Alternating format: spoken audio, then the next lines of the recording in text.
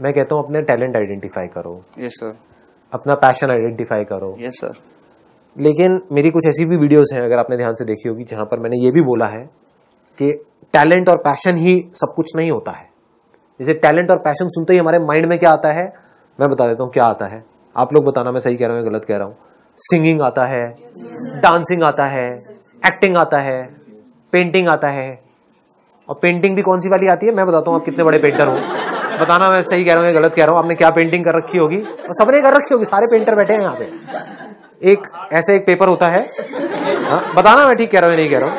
यहां से एक नदी आ रही होती है, इधर कॉर्नर से जो छोटी होती है यहाँ,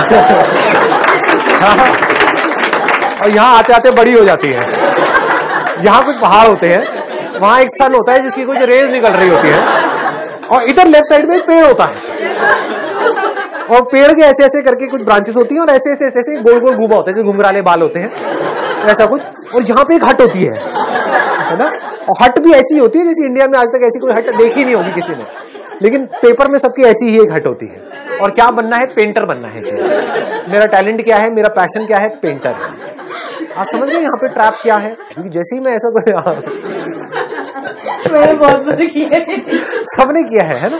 अब मैं यहाँ पे किसी को डिमोटिवेट नहीं कर रहा हूं, मैं क्या कह रहा हूं, if it's really your passion then आपको कुछ करना नहीं पड़ेगा, फिर तो काम अपने आप हो जाता है। But this is not a passion, this is just a hobby.